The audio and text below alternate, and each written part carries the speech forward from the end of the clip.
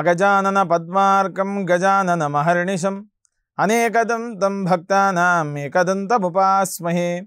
వాగీషాద్యా సుమనసః సర్వార్థానాముపక్రమే యన్నత్వా కృతకృత్యా స్యుః తం నమామి గజాననం. బుధం Srinivasam సుధర్మాత్వభాసం సుధాతుల్యవాక్ సంగతం Pandurangam.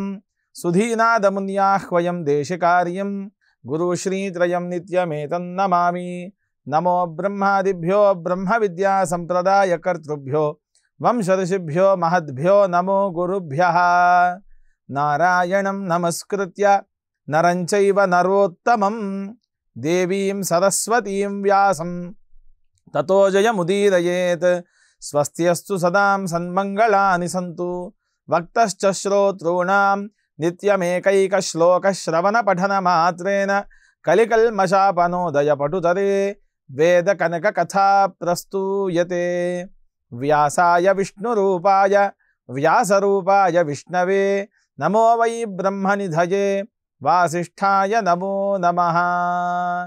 ETV life ఆధ్యాత్మిక channel సమర్పిస్తున్న వేదసారం వీక్షిస్తున్నటువంటి ప్రేక్షకులకు స్వాగత సుమాంజలులు తెలియచేసుకుంటూ, వేదసారములో గత కొన్ని ఎపిసోడ్ల నుండి మనం రుద్రాధ్యాయములో ఉండేటువంటి ప్రతి మంత్రానికి అర్థాన్ని కూడా మనం తెలుసుకుంటూ ఉన్నాం.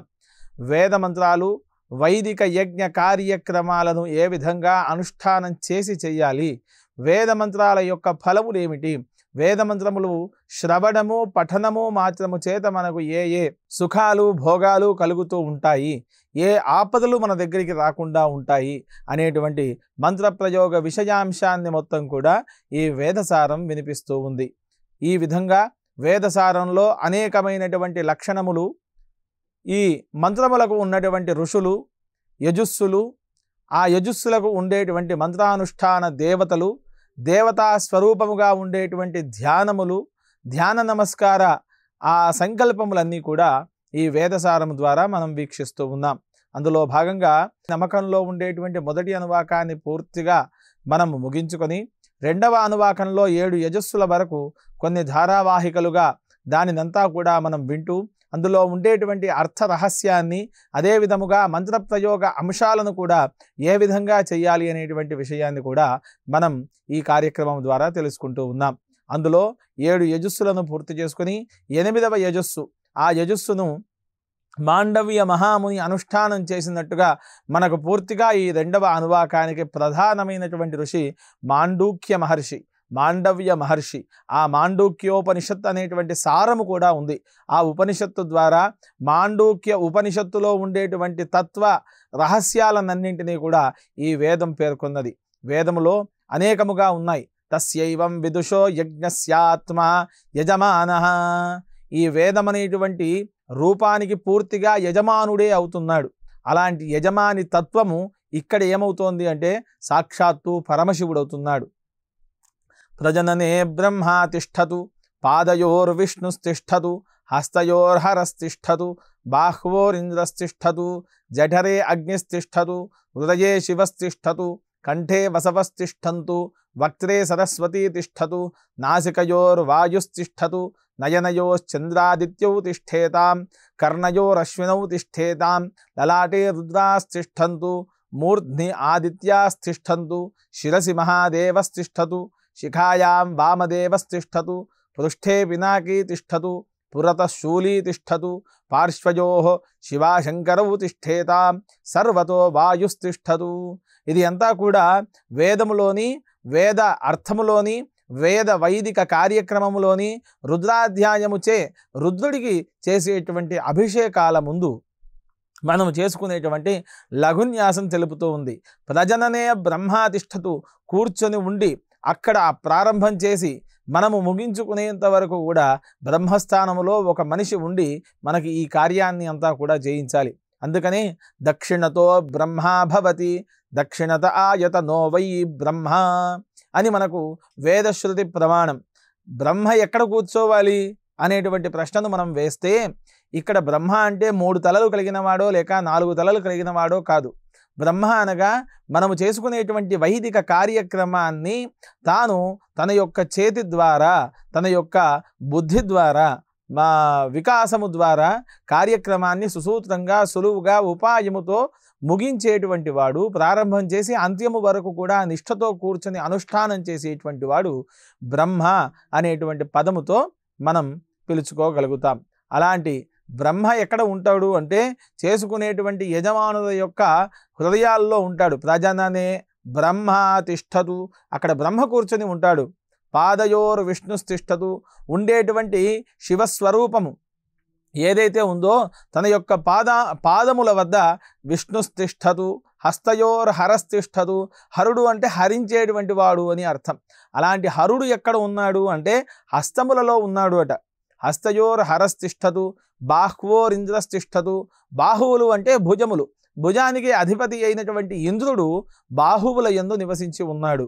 అనగా ఈ యొక్క బుద్ధిబలము అదే విధముగా హస్తబలము రెండూ మనిషికి ప్రధానమైనటువంటివి. అందులోనే బాహ్వోర్ ఇంద్రస్తిష్టదు, భుజబలానికి ప్రధానమైనటువంటి వాడు ఇంద్రుడు అవుతున్నాడు. బాహ్వోర్ ఇంద్రస్తిష్టదు. అదే విధముగా జఠరే అగ్నిస్తిష్టదు, జఠరము శివుడి యొక్క కడుపు ఏదైతే ఉంటుందో ఆ పొట్ట భాగానికి అగ్నిదేవుడు అధిపతి అవుతున్నాడు. అక్కడ ఆయన అగ్ని కూర్చొని ఉంటున్నాడు. హృదయే శివస్తిష్టదు, శివము అనగా ప్రసన్నమైనటువంటి మోము కలిగినటువంటి వాడు, సర్వాంగ సుందరుడు, అందరినీ పరిపాలన చేసేటువంటి వాడు, నిష్కల్మషమైనటువంటి మనసు కలిగినటువంటి వాడిని శివుడు అనేటువంటి బోధనతో సంబోధిస్తూ ఉన్నాం. అలాంటి శివుడు హృదయే శివస్తిష్టతు. ఆ తర్వాత అష్టవసువులు అనల, అనిల, ప్రత్యుష, విభాస, సోమ, మధ్వర అని 8 మంది అష్టవసువులు ఉన్నారు. ఆ అష్టవసువులు కంఠే వసవస్తిష్టంతు, పరమేశ్వరుని యొక్క రూప సౌభాగ్య లావణ్యమంతా కూడా ఈ విధముగా ఉంటే అందులో కంఠానికి అధిపతులైనటువంటి వాళ్ళు 8 మంది వసువులు అని చెబుతూ ఉన్నారు.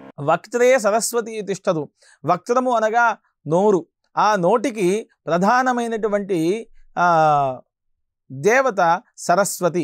వక్త్రే సరస్వతి తిష్టదు. నాసికయోర్ వాయుస్తిష్టదు అనగా ఇక్కడ మనం ధర్మ సూక్ష్మాన్ని గమనించుకోవాలి. వక్త్రము ద్వారానే సరస్వతి అనేటువంటి వెలుగు ఇతరులకు కనబడుతూ వినపడుతూ ఉంది.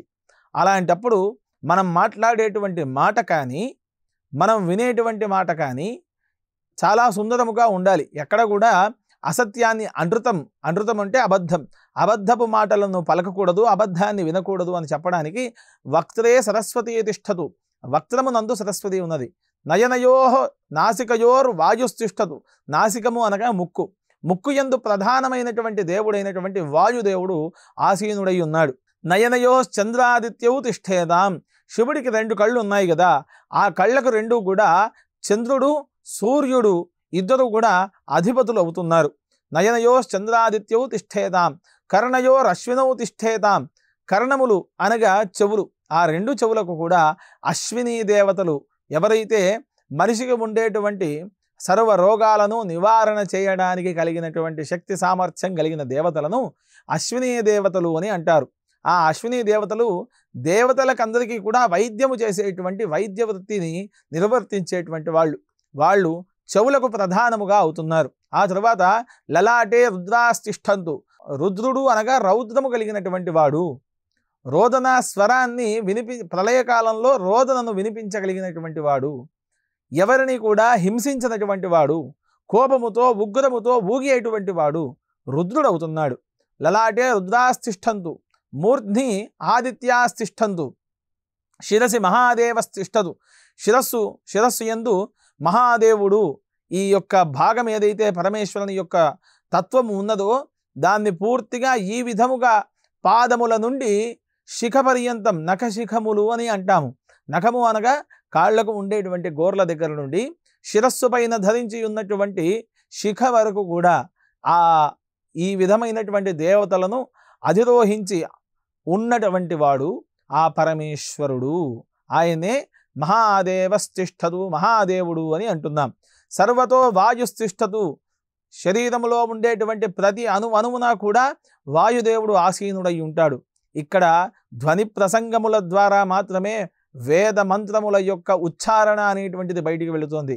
ఆ ధ్వని ఎక్కడి నుండి వెళుతోంది అంటే ఈ శబ్ద తరంగముల ద్వారా వెళుతోంది. ఆ శబ్ద తరంగములకు ప్రధానమైనటువంటి దేవత ఎవరవుతున్నాడు అంటే వాయుదేవుడు అవుతున్నాడు. ఈ విధముగా పరమేశ్వరుని యొక్క రూపమంతా కూడా ఈ విధంగా చెప్పబడ్డది. ఇక్కడ మహన్యాసంలో ఈ లఘున్యాసాన్ని చెప్పుకొని అక్కడ మనం ఈ సంకల్పం చెప్తాం. త్వగస్థిగతై, త్వక్ అస్థిగతై, త్వక్ అంటే చర్మం, అస్థి అంటే ఎముకలు అని అర్థం, చర్మం లోపల ఉండేటువంటి ఎముకలు.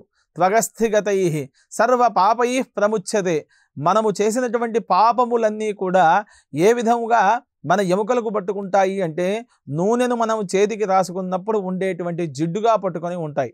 అందుకని పంచగవ్య ప్రాశనము చేస్తే దహత్యగ్ని రివేంధనం, ఎలాగైతే మనము ఇంధనాన్ని పోసి ఆ చమరును కడిగితే వెళ్ళిపోతూ ఉంటుందో ఆ విధముగా ఈ పంచగవ్య ప్రాశనము చేస్తే చేసినటువంటి పాపములు ఏవైతే ఎముకలకు పట్టుకొని ఉన్నాయో అవి వెళ్ళిపోతాయి. అందుకని ప్రతి నెల పంచగవ్య ప్రాశనం చేయమని చెప్పినారు పెద్దలు. ఆయుర్వేదంలో కూడా పంచగవ్యానికి ఉన్నతమైనటువంటి స్థితి ఉంది. త్వగస్థిగతై సర్వపాపై ప్రముచ్యతే, సర్వభూతేష్వపరాజితో భవతి, తతో భూత ప్రేత పిశాచ బ్రహ్మరాక్షస యక్ష యమదూత శాకిని డాకిని హాకిని సర్పశ్వాపద తస్కర జ్వరాద్యుపద్రవజోపఘాతా సర్వే జ్వలంతం పశ్యంతు.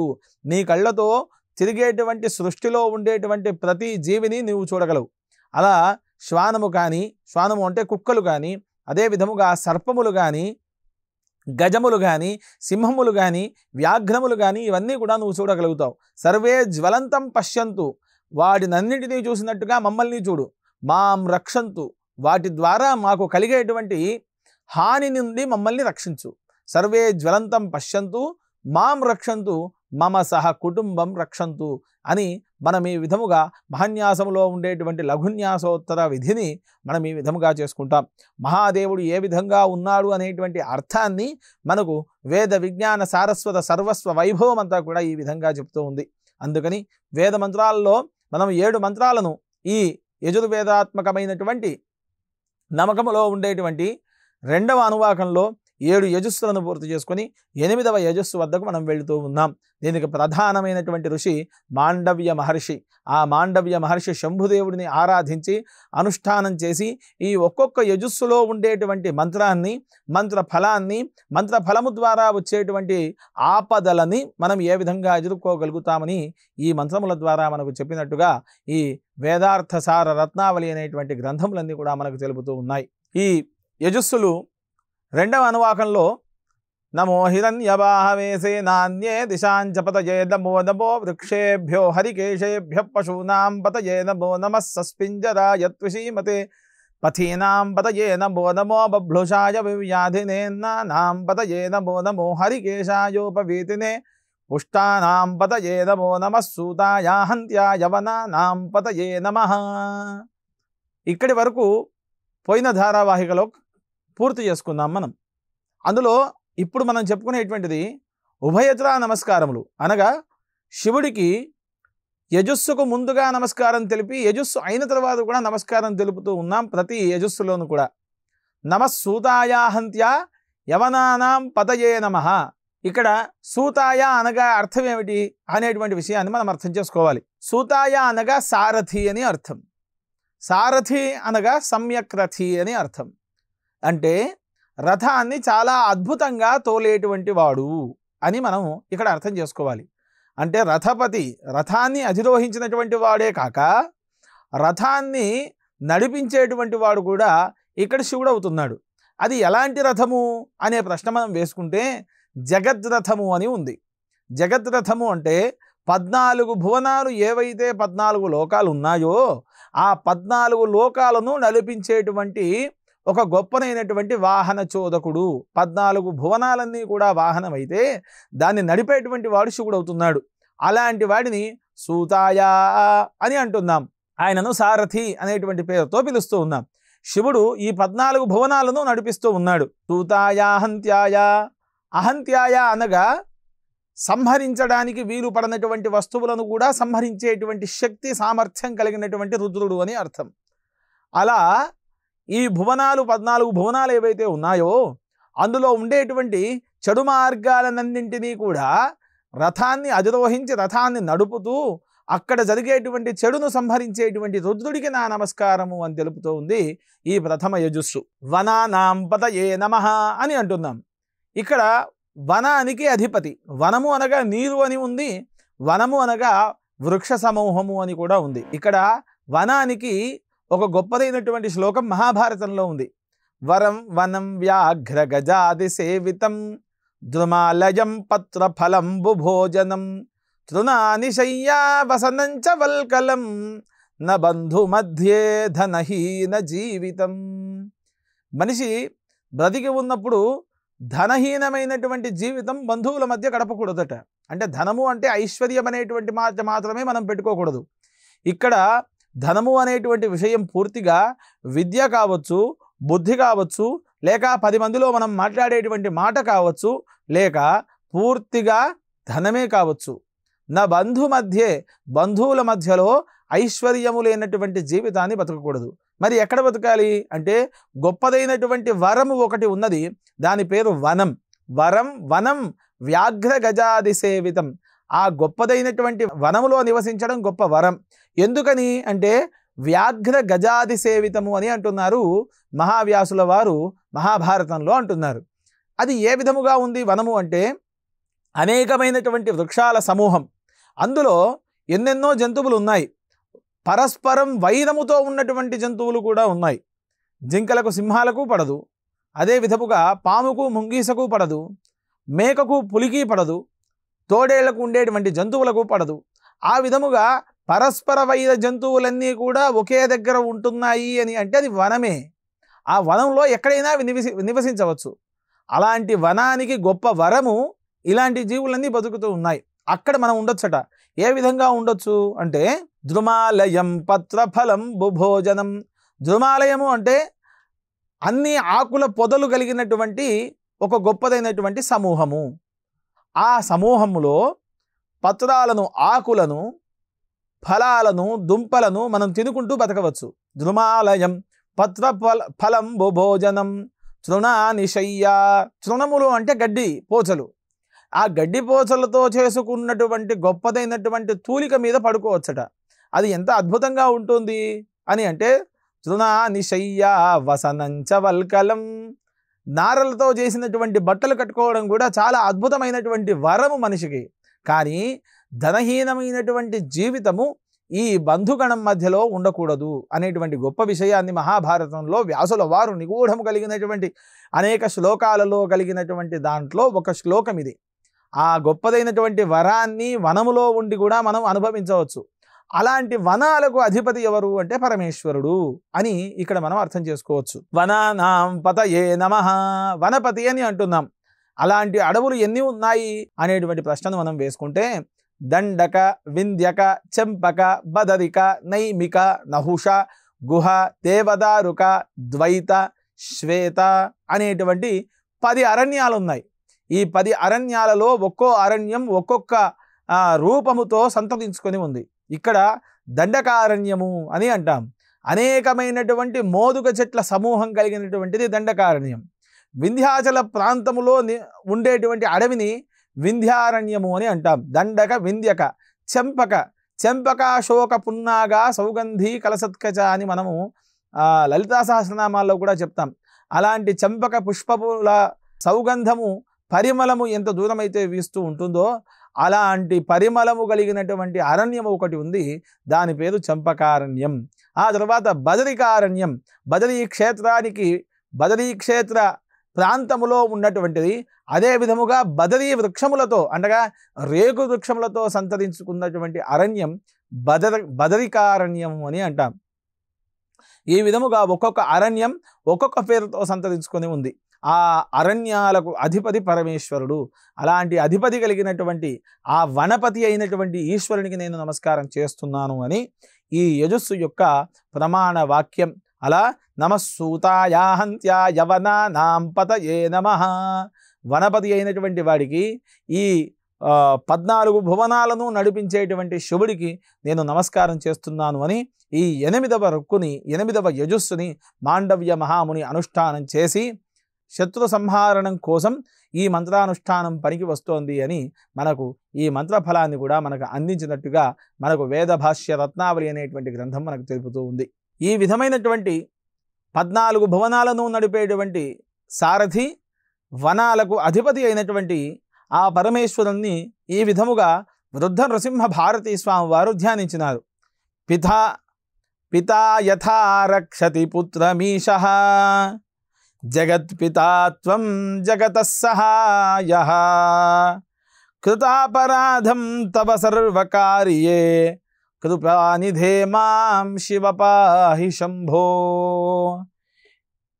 ఈ సంసారం అనేటువంటి గొప్పదైనటువంటి ఒక మాయా స్వర్గం అనే కూడా మనం అనుకోవచ్చు. అలాంటి మాయా అనేటువంటి ఉచ్చులో పడినటువంటి వాడికి తండ్రి ఎవరవుతున్నారు అంటే పితా యథా రక్షతి పుత్రమీశః. జగత్తుకు తల్లిదండ్రులు పార్వతీ పరమేశ్వరులు. ఎందుకు అనగా రఘువంశానికి మొట్టమొదటి శ్లోకం వాగర్థ వివసంపృక్తౌ వాగర్థ ప్రతిపత్తయే జగతః పితరౌ వందే పార్వతీ పరమేశ్వరౌ. ఈ 14 భువనాలు ఏవైతే ఉన్నాయో వాటికి జగత్పతి, జగత్పిత, జగత్మాతృ, జగన్మాత ఎవరవుతున్నారు అంటే పార్వతీ పరమేశ్వరులు అవుతున్నారు. అలాంటి పితా యథా రక్షతి పుత్రమీశః, పితృదేవతా స్వరూపమైనటువంటి నా పితృస్థానంలో ఉన్నటువంటి శివ పరమేశ్వర యథా రక్షతి, నన్ను ఎల్లప్పుడూ కూడా రక్షించండి. పుత్రుడు అనగా నేను నీకు కొడుకు లాంటి వాడిని కాబట్టి నన్ను రక్షించు అని మనం వేడుకుంటూ ఉన్నాం. పితా యథా రక్షతి పుత్రమీశః జగత్పితా త్వం జగతః సహాయః. ఈ జగత్ అంతా కూడా నీ యొక్క కనుసన్నలలో నడుస్తూ ఉంది. అలాంటి జగత్తును మొత్తం కూడా నువ్వు రక్షిస్తూ ఉన్నావు. పంచభూతములన్నీ కూడా నీ యొక్క 5 ముఖములు ఏవైతే ఉన్నాయో దానికి సరి సమానమైనటువంటివి. నీ 5 ముఖములే పంచభూతములు. ఆ పంచభూతములన్నింటినీ కూడా జగత్పతి అయినటువంటి నీవు నీ యొక్క అధిష్టానములో పెట్టుకొని మాపై ప్రసరించేటువంటి అనేకమైనటువంటి దుష్ఫలితాలను సత్ఫలితాలను నీ యొక్క ఆధీనంలో ఉంచుకొని మనము బతికేటువంటి జీవనంలో ఉత్తమమైనటువంటి కార్యాలకు ప్రేరణ కలిగించేటువంటి గొప్పదైనటువంటి తండ్రి స్వరూపములో మీరు ఉండి మమ్మల్ని నడిపించదురు అని ఈ యొక్క శ్లోకార్థం. జగత్పితాత్వం జగతః సహాయః. ఈ జగత్తుకంతా కూడా నీవు ఆ రకమైనటువంటి సహాయం చేస్తున్నావు తండ్రి అని చెబుతూ ఉన్నాం. కృతాపరాధం తవ సర్వకార్యే, నేను ఏదైతే కార్యము చేస్తున్నానో ఆ ప్రతి కార్యం కూడా నీవు కల్పించినటువంటిదే, నీవు ఇచ్చినటువంటిదే. తవ సర్వకార్యం, నేను చేసే ప్రతి కార్యానికి కూడా ప్రధానమైనటువంటి అనుష్ఠానమైనటువంటి దేవతా స్వరూపము మీరే. కాబట్టి కృత అపరాధం, ఏదైనా తెలిసి తెలియక చేసేటువంటి తప్పులు ఏవైనా ఉంటే నన్ను క్షమించి కృపానిధే మాం శివపాహి శంభో, కృపానిధి జగత్పతి అయినటువంటి మీరు మమ్మల్ని రక్షించురుగాక అని ఈ యొక్క రుద్రములోని 2వ అనువాకంలో 8వ యజస్సును ఈ విధముగా సంపూర్ణం చేసుకుంటూ ఉన్నాం. తదుపరి ధారావాహికలో 9వ యజస్సును అదే విధముగా దానికి ప్రధానమైనటువంటి ఋషి అనుష్ఠానము చేసేటువంటి విధానాన్ని అంతా కూడా మనం తెలుసుకుందాం. స్వస్తి ప్రజాభ్య పరిపాలయంతాం న్యాయేన మార్గేణ మహిం మహిషాః గోబ్రాహ్మణేభ్యః శుభమస్తు నిత్యం. లోకాః సమస్తాః సుఖినో భవంతు. స్వస్తి.